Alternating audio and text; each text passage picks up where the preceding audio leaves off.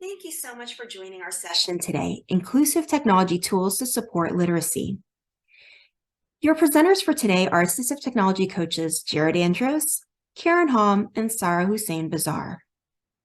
We have 3 learning objectives for our audience today. After the session, you will be able to identify organizational tools that will support student learning, identify writing tools that will support students through the writing process, and identify reading tools to support readers experiencing difficulties. First up, we have Sarah, who will share some organizational tools with you. Here, we have a few organizational tools that are available and accessible to our FCPS students. These tools are very helpful and multimodal. The organizational tools such as Google Keep, checklists in Google Doc, and LUCIDCHART can support the pre-writing requisite that is part of the writing process. It supports brainstorming, analyzing, task analysis, collaboration, and sharing ideas with team members. I will complete a summary of each tool as to give you an idea on how they can support writing for your unique learner. Let's jump right in to our first technology tool, Google Keep. Google Keep is a digital note-taking app that is part of Google Suite. It is completely free for our students, and it can be used for multiple purposes, such as checklists, to-do lists, group projects, class notes, journaling, vocabulary, spelling lists, and so much more. So Keep is a rather simplistic application that allows notes to be organized in folders or labels. And also you can archive them when you're currently not using them, right? Keep also can be easily shared with other students or teachers by using the FCPS Google email account. You can also insert images and set reminders to help with deadlines. Here, I've opened up Google Keep to show you how this application can be used to support the writing process. When I hover my mouse to the left of the screen, a sidebar populates where you have different folders for the trash, for archive, and also for labels. So I have a few labels here. These are considered folders, but in Google Keep, they're called labels. And also we have a reminders folder. I've already created some Google Keep notes that I've used in the past, and I've collaborated with my students as well as my teachers. For example, I have this writing assignment Google Keep note, and this helps as a visual organizational support tool, as a writing template, and it helps my learners understand how a paragraph should be written. So it works like a rubric as well, but it's a nice visual organizational support for my students. Right here is where we begin to take or create a Google Keep note. So let's go ahead and create a Google Keep note. I'm working with some high school students on essay writing, and some are struggling in the organizational piece of how to create an essay or how to complete an essay. So I'm going to give this a name, a title, because I'm going to share this with my students. But as well, before that, I'll share it with my team members so we can make some edits. So I give it a title, and then I'm going to give it some more information. So if I hover here, I have some functions at the bottom of my notes. I have the reminders. I can set this as a reminder for later today or the following week, or I can customize it as well by giving it a customized date and time. I can also add my students' names as well as my teachers that I'm working with. And then I can give it a color. So let's go ahead and give it a color. And then here, this is just adding an image, and you can add an image via the Google search, or you can add it from your applications or your folders on your computer.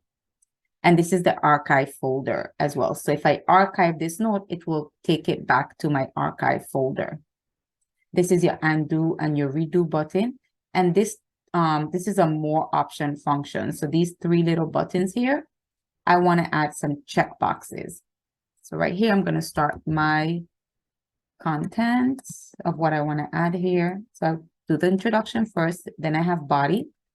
I'm going to have one, but I'm going to move this right here because it's part of the body. And then add two, and then three. And then I'm going to add the conclusion.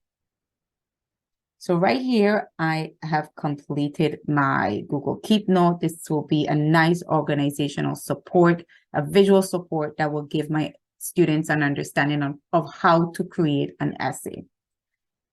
Next, I'm going to add a collaborator. So for this purpose, I'm going to add my ATSR team member, Karen Hom.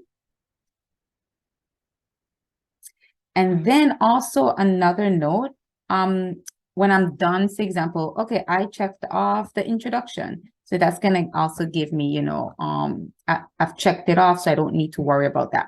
But if I still need to edit it, I can just go back and click on it and it will take me right back up to it. Also, I can copy this into a Google document. So if I click on these three little buttons again, hover down where it says copy to Google Docs, it's going to populate a Google document for me. So I'm going to open Docs, and it's going to transfer all the information that was on that note right here onto a Google document. Now, I forgot to pin this because I need this. This is very important. I'm working on this right now. So if I pin it, it's going to take my note. After I close it, it's going to take my note to the very top, because this is one that I just recently created and edited. So let's go back to our Google document. Here, the information that was on my Google Keep Notes, I've copied it and transferred it into a Google document. Also on a Google document, you hover to the very right, and on the sidebar, there's the Google Keep icon. So if you click on it, you also notice that my Google Keep Note is right here because I've pinned it. You can also drag it onto the document. So let's go ahead and drag one of them.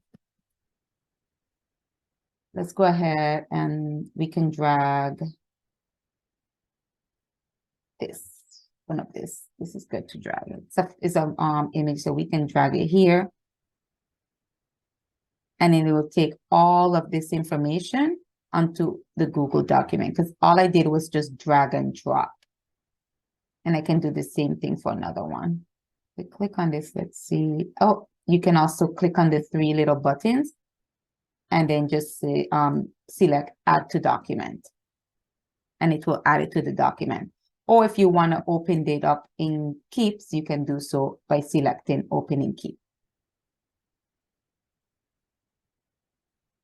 So this is a nice short overview of what you can use Google Keeps to help support that pre-writing skills in the writing process. Next, we're going to be talking about the checklist in Google Document.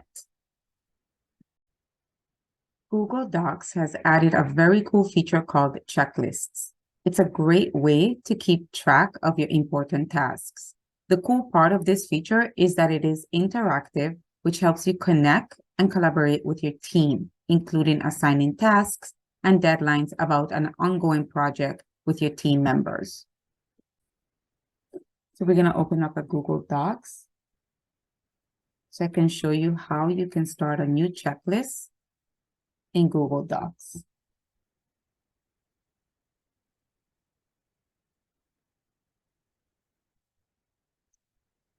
Waiting for it to upload. There you go. Okay, so here is the checklist icon in the toolbar that you can find in Google Docs, or you can use the shortcut keys, which is Control, Shift, and 9.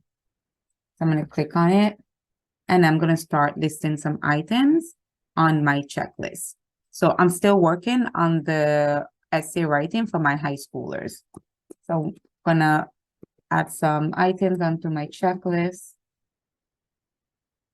As well, I'm going to assign dates and team members that is responsible for working on these tasks on my checklist. So how do I assign tasks? This little button right here, I can click on it, or I can select the at button, which is right here. I'm going to show you how that looks like. It's shift and then 2. And then I'm going to assign myself for body 1, for point number 1 in the body. And then I also want to assign a date as well. So let me just get this out of the way. And I'm going to assign a date. And I'm going to assign the following week. And I'm going to do the same thing for here. I can click on this, or I can just do shift 2, and I will assign my next team member. And then I'm going to give her a date as well, a deadline. Also, on the drop-down menu, there's other features or functions that you can add to your checklist. But they have to be connected to Fairfax County Google email. So you can, like I said, you can assign members to your checklist. You can assign dates. You can easily keep track of who's changing what and when, since it's all live on the cloud and accessible anywhere, whether on your phone or on your iPad or your laptop. Checklists help you be specific on your writing purpose. So it's really very easy to do, very easy to create, and very interactive because you can collaborate it with your team members. Next, we're going to be talking about LucidChart and how this inclusive tool, that's a recent add-on to our students' Google Workspace, that will help support their learning and support their writing. LucidChart is an amazing tool, and the exciting part is that now students have access to it through their Google Workspace. LucidChart is a web-based diagramming tool that makes drawing diagrams fast and easy. Students can work individually on assignments or with their classmates to create and edit diagrams in real time. There's lots of graphic organizers templates to choose from. It's super easy to use. You can choose from hundreds of shapes, drag and drop to add your images, also export PDFs. So let's take a dive into LucidChart.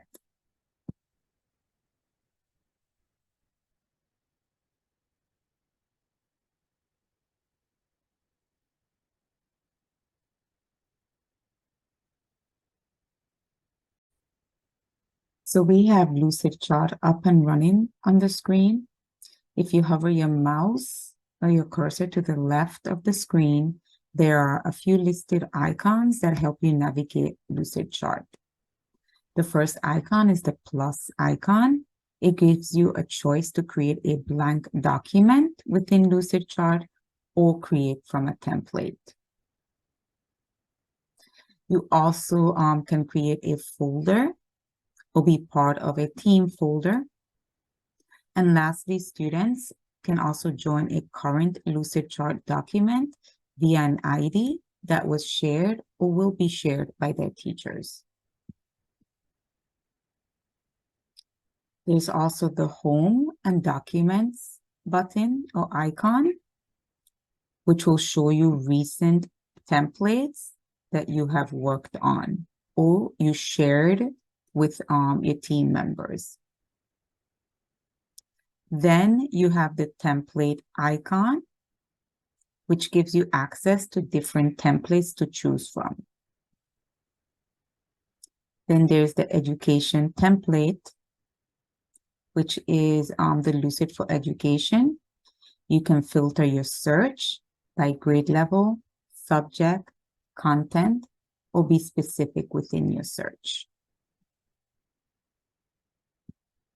There's also the integration icon, which helps you connect with other apps. And you can store and access your LucidChart diagrams within those workspaces. So for the purpose of this presentation, let's go ahead and search for the hamburger template to help our young learners expand on their writing. I'm going to write the word hamburger, onto the search bar right here. So I'm specific with what type of template I want. So I have two options to choose from. So I'm going to choose the second one. You can double click on it, and that way it will open up in a new tab. You just have to give it some time for it to upload. But this is a great visual support that organizes ideas, which helps students know what to expect when writing a paragraph.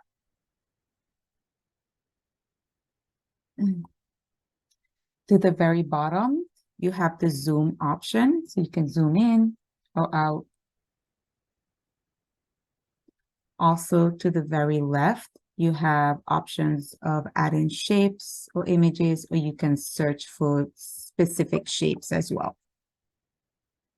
To the very bottom, you have two different types of writing outline. You can delete it, or you can rename it, or you can duplicate it as well. Also, to the very top, you can give it a name to your template. You have your menus options, and then you also have a toolbar where you can edit the text that goes onto the template. You also have the option to share this template via email using a link or the ID, the joint ID that we spoke earlier about that teachers use to share with their students. You can also share this with other members, but you can give them some editing rights or restrict some editing rights, right? Either just have them edit but not share to other team members, or just comment about your work, or just view only.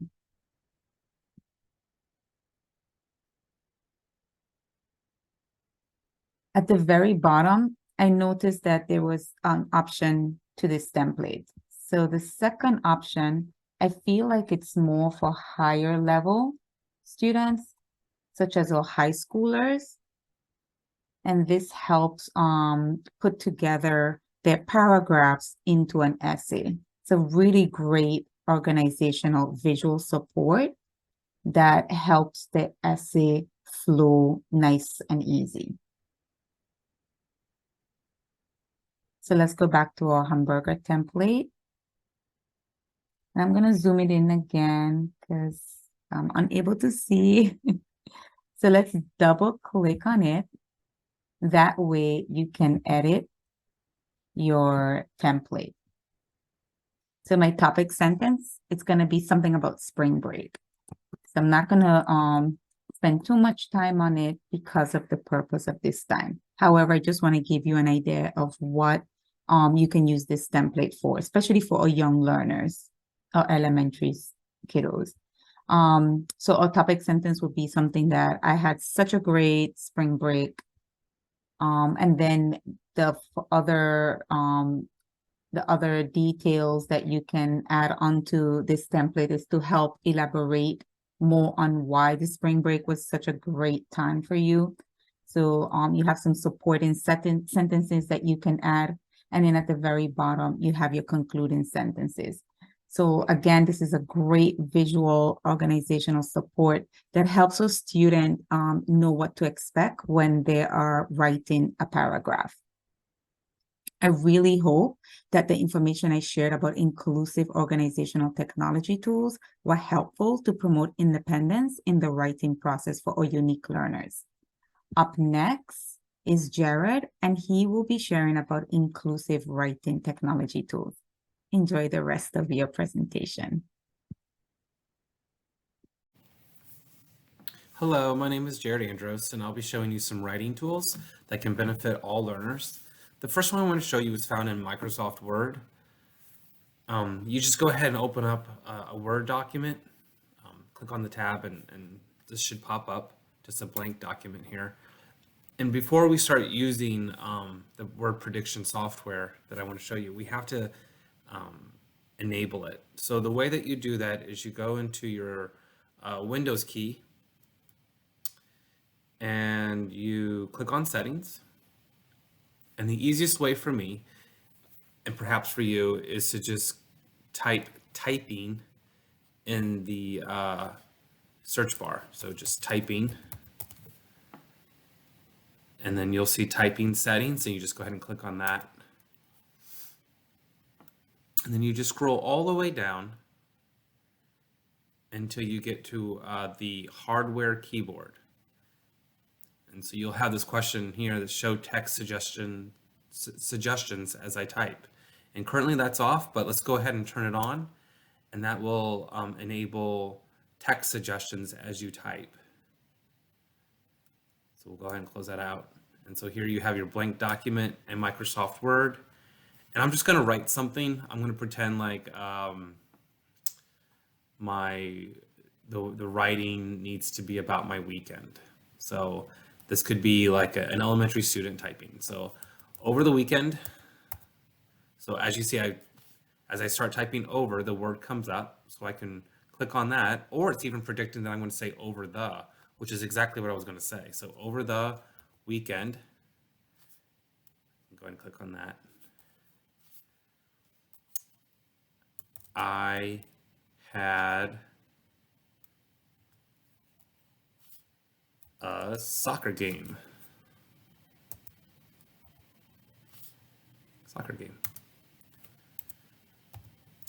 So this is really great for students who at times struggle with spelling, because it's already predicting what you're going to say, and it's really easy to use. All you have to do is just click on the word that you want, and it'll generate onto the document. So over the weekend I had a soccer game.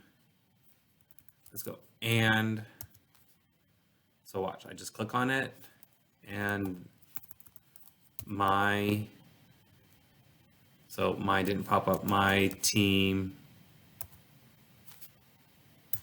won. So over the weekend I had a soccer game and my team won. So if I keep going, obviously talking about my weekend, I'm going to continue to have the suggestions as they pop up. And again, the way that you do that is that you click on the Windows key, you go to settings, and you type typing into the search bar, and then you click on typing settings. You scroll all the way down, and you want to make sure under hardware keyboard that the show text suggestions as I type is turned on. Its default setting is going to be off. So if you go to your Word document and you start typing, you're not going to have any suggestions as you type. You have to turn it on. You have to enable it. And then now that I've turned it on, I'll go ahead and get some suggestions as I type. So that's word prediction. That is available to any FCPS learner who needs just a little bit of support with their writing, especially in the area of spelling. So the next tool that I want to show you, we're actually going to pivot from Microsoft Word, and we're going to dip into Google, our Google Docs. So basically, here's a blank Google Doc that I went ahead and threw up on the screen. You have your toolbars up here, and you have all these other different function keys right below it. But what we're going to do is we're going to enable speech to text. So what word prediction did was it sort of predicted what you were going to write, and so you were able to click on the word as you see it. This one just kind of takes that writing piece out of it, the actual spelling and the keyboard writing process out of it, and it's just going to use what you speak into it. So whatever you say, it's going to populate onto the document. So I'll go ahead and show you how to use that. There's two ways to access it. I'll just show you the first one, the tools. You click on tools and you scroll down to voice typing. So that's one way of doing it. Or you can come over here and click Control Shift and S on your keyboard to enable it. But I'm kind of a mouse guy, so I'll just go ahead and just click on it. And then here you're going to see the microphone pop up. Once I click on the microphone, everything that I say, my computer is going to pick up, the microphone inside my computer is going to to pick it up, and it's going to be written onto the screen. So you want to make sure that your microphone is on when you do it, but my microphone is on, so I'm going to just go ahead and click, and then as I speak, it'll pop up.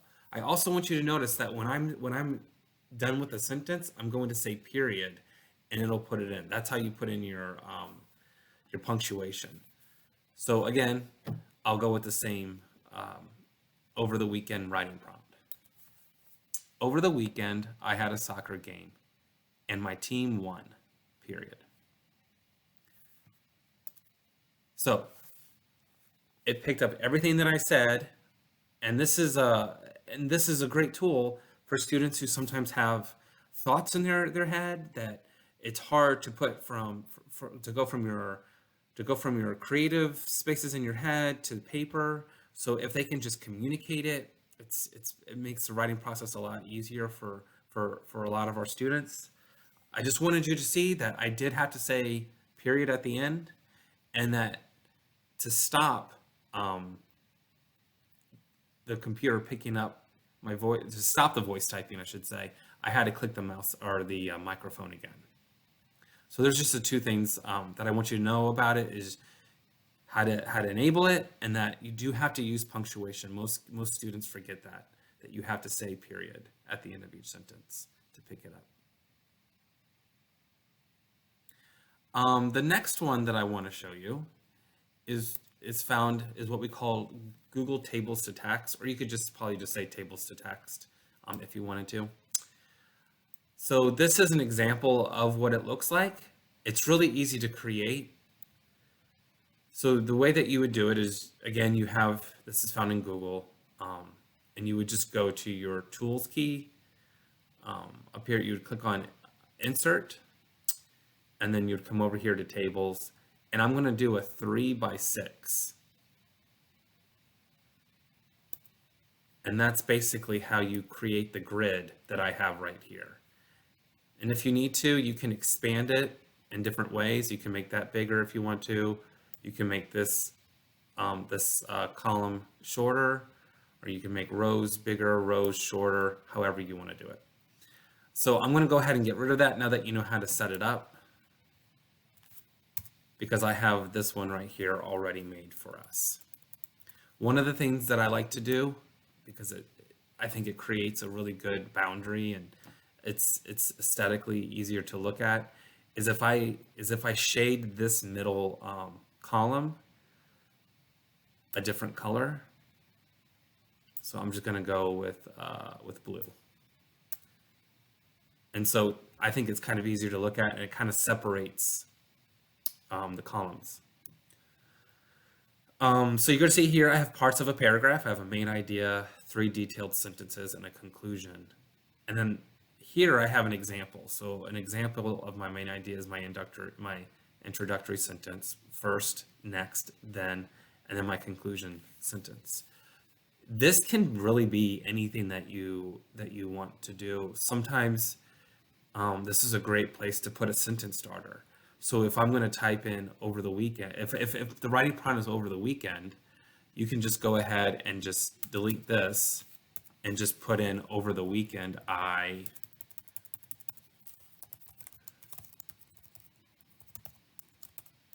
right? So at least that student knows, okay, this sentence over here, this one sentence, my first sentence needs to be, the main idea is I'm writing about the weekend. So I'm going to start off with over the weekend, whatever it is. And then you have first, next, then, and conclusion. So here's what I put. I had a great weekend hanging out with my friends.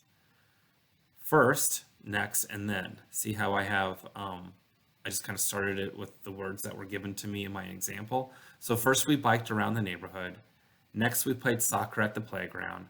Then it started to rain, so we watched a movie. I had a lot of fun with my friends over the weekend. So this is basically a paragraph for a beginner for their writing. There's room to expand it. There's room to give more detail. What playground did you go to? Where, tell me more about your bike, or whatever it is. What movie did you watch?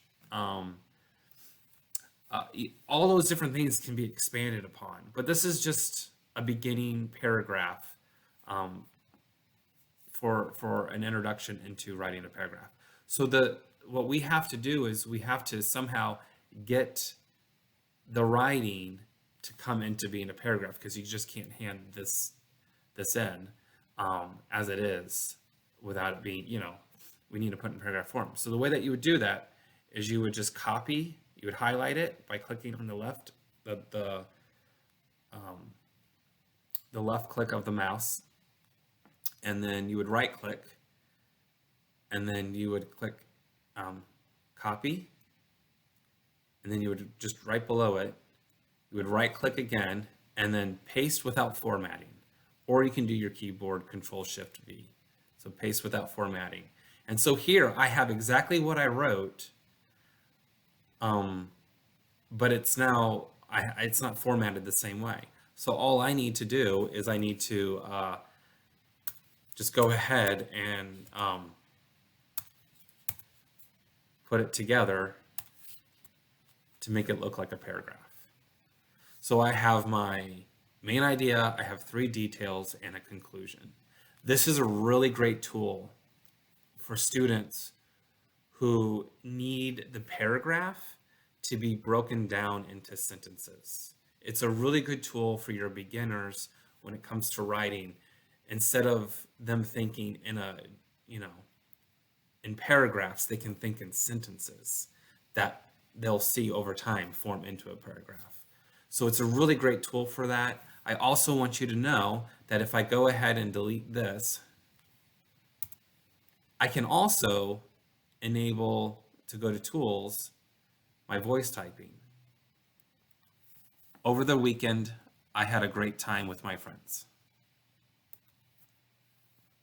Oops, I forgot to put my period, which is okay. So I go back and I backspace and I click period. So I can use this tool and a tool within the tool. So I can use my Google Tables to Text with voice typing if needed to create a paragraph. So this is a really great way to help your early learners form paragraphs. Again, it needs to be expanded. I'm sure the teacher's going to want to know more about what playground they went to, or how do they divide up, and who was on your team on your soccer team when you played with your friends. What movie did you watch? What's something that you wish you could have done that you didn't do? So there's a lot more to say, but again, this is just a beginner. So over the course of what we just learned, we learned about word prediction in Microsoft Word, how to turn that on and how to turn that off through the settings. We learned about voice typing in Google Docs, and we also learned about tables to text. Those are 3 tools that anyone in FCPS can use during the writing process.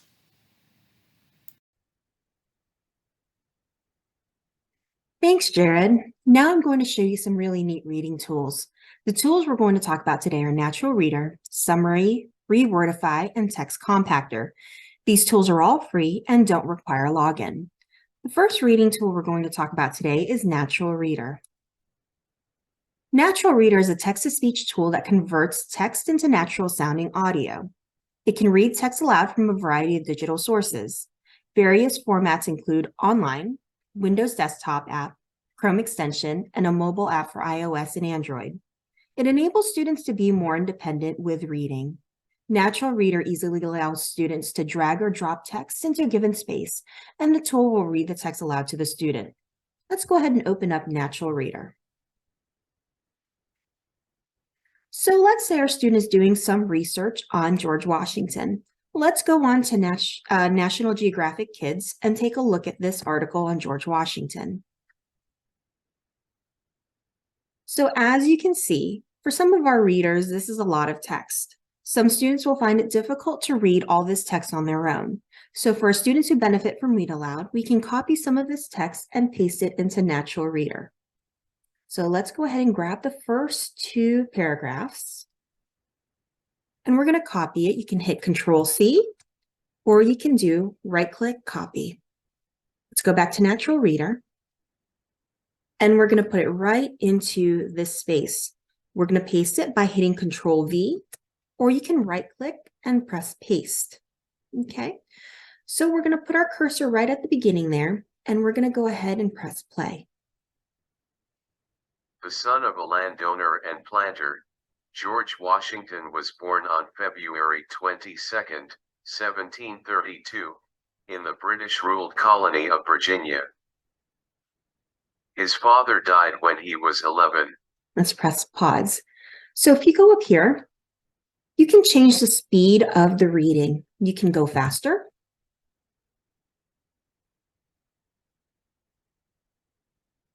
His father died when he was 11, and his older brother, Lawrence, helped raise him.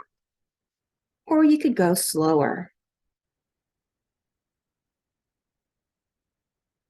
His father died when he was 11, and his older brother, Lawrence, helped raise him. So for us, we're going to have our natural preference, right? But depending on what the students need, you really can go up higher or slower depending on what the student preference is. If you click up here to this person icon, you can change the voices. Now, I want to tell you, there's only 3 available voices that are free to us. So there's David, Mark, and Zira. All the other ones are paid versions, and you can access those if you have a paid version. But for us and for our students, they can choose from David, Mark, or Zira. We can take a look at what Zira sounds like. His father died when he was 11, and his older brother, Lawrence, helped raise him. Washington was educated in... Okay. So another thing you can click on is this CC icon. It adds a different layer or an added layer of closed captioning. Okay, so take a look at what it does. Washington was educated in basic subjects including reading. So if you don't want that panel on the bottom, you can just click off of that CC. Now, as you notice, as it's reading aloud, it's highlighting the words for you so the student can read along with the highlights as it's being read aloud. If you click on this A icon, the underlined A, there are more text preferences. You can increase the size of the text.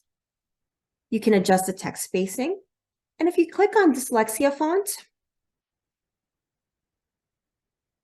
it'll change the text or the format into something that is easier for students with dyslexia to read.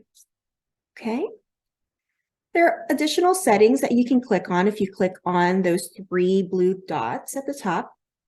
Okay, such as the highlighting color.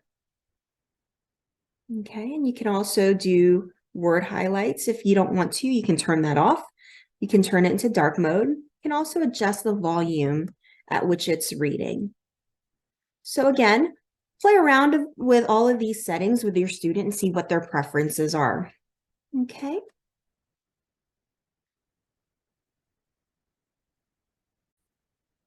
The next tool we are going to take a look at is Summary.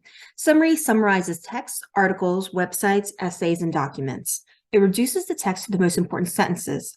Summary can focus on a specific topic or keyword. It's customizable to student preferences. It's good for students who have difficulty sifting through a lot of information. So Summary is exactly what its name says. A student can copy text from another website that they might find too word heavy and paste it into a window to get a shortened summary of what's important from the text. So let's go ahead and open up Summary and use the same text from George Washington. We're going to go ahead and click in this window and paste in our 2 paragraphs. If you take a look up here, it says summarize my text into 7 sentences. 7 is the default. Based on your student's needs, you can go ahead and increase that number or you can make it less. If your student can only handle the 2 most important sentences, you can change it to 2. So depending on what your student needs, you can go ahead and adjust that as necessary. Let's go ahead and stick with 7 and let's take a look at what 7 sentences looks like. We're going to press summarize. So check that out. We started off with 2 paragraphs, and now we have 7 of the most important sentences from those 2 paragraphs. I think that's really neat. So if you hover over these sentences, you can notice that sometimes words are highlighted. So let's go ahead and click on that one sentence or one word. That means that if it's highlighted, it's a keyword, okay? If we click up here in this keyword window, you're going to get a list of all the keywords from those two paragraphs. Now, let's say we only want to go ahead and read the sentences that have the word colony in it, okay? We're going to click on colony. We're going to unclick Washington, and we're going to focus only on sentences that have the word colony or colonies in it, okay? We're going to come over here and click on strict scan. And now look what we get. Instead of 7 sentences, now we only have 3 sentences. And these are the 3 sentences that have the word colony or colonies in it. Okay, so that's just kind of breaking it down even more into specific topics or keywords. You can also click on settings, and it gives you a few more options. Like, for example, if you click on some of these things to avoid, you can avoid sentences with questions, exclamation, or quotations in your summary. Okay, one thing I did want to show you is here you can upload a file, a PDF file to have summarized, or you can also put in here an entire URL or a website to summarize. So for example, if we go back to George Washington and we go ahead and copy this entire or the website URL, we're not just going to have the 2 paragraphs anymore. Now we're going to have summarize the entire website. So we're going to go up here. I'm so sorry. We're going to go down to paste URL, and we're going to paste the website there, and we're going to hit summarize, and let's see what happens. So now, as you can see, it took that entire website or that entire article, and it now broke it up. It broke it up to the 7 most important sentences. Okay, if we want to go ahead and just adjust that to maybe 15 sentences, because now we have more text to summarize. Now there we have the 15 most important sentences from that article. Okay, I think that's really neat. Instead of just, focusing on a couple of paragraphs, you can put in an entire website and it can summarize it for you. Okay, we're going to go ahead and go back to George Washington. And for our next example, we're going to go ahead and copy these 2 paragraphs again. Okay.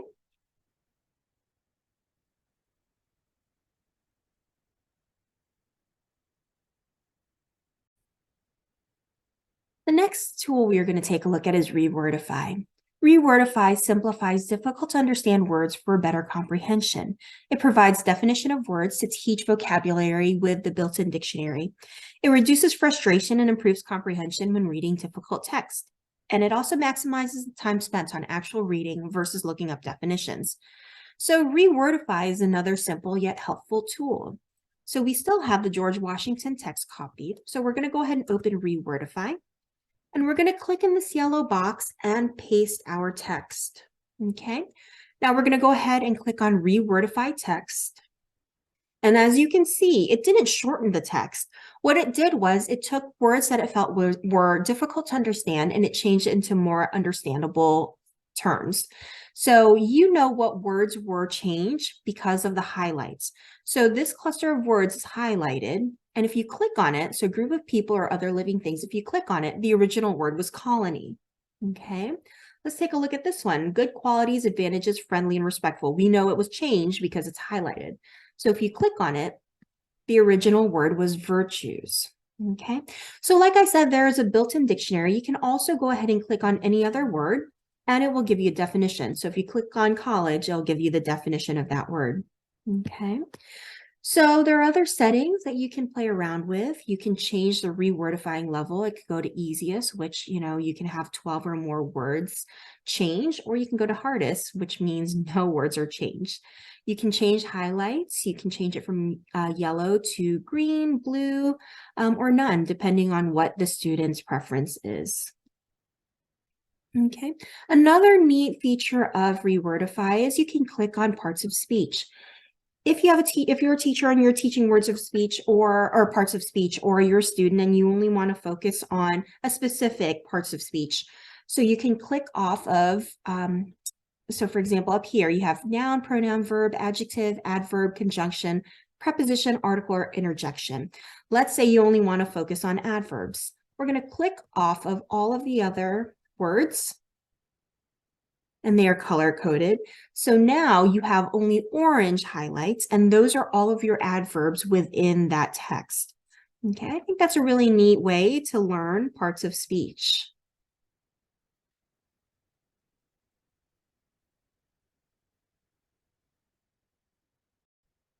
The last tool I want to share with you today is Text Compactor.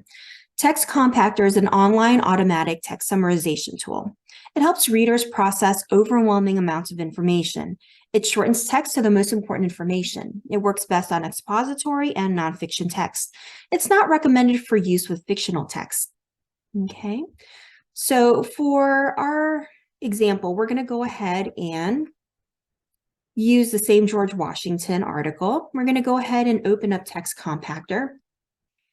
And with Text Compactor, there are 3 easy steps. Okay, so the first step is you go ahead and click into that window, and you're going to paste our text right in there.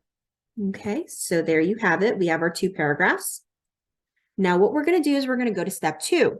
Step 2 is a drag the slider. So this slider helps you determine how much of the paragraph or how much of that original text you want to keep. Okay, the default is 50%. So what that number means is you're going to go ahead and keep 50% of the most important information from the original text. Let's go ahead and take a look at what that looks like. So there you have it. In step 3 in that window, that is 50% of the most important information from our original text. Okay, so if you feel like this is still too much for your student, you can go ahead and drag the slider to the left and watch that number go down. Let's say we only want 25% of that original text. So now you went from 2 big paragraphs into 3 of the most important sentences from that original text. Okay, and you can drag that slider according to the needs of the student. If you go towards the right, it will increase that percentage. Okay. So as you can see, there are a lot of free tools available for students who need some extra support with having text read aloud to them, the length of text, or even the content of some of the text they encounter. Hopefully, one or several of these reading tools can be useful at school or at home. We really want to thank you for joining our session today. For more information on assistive technology services and for other resources, simply go to the FCPS website and type in the keyword ATS. You can also use the QR code on the bottom to go directly to our website. We hope this presentation allowed you to hit all 3 of our learning objectives, and feel free to reach out to your AT coach if you have any questions. Have a wonderful day.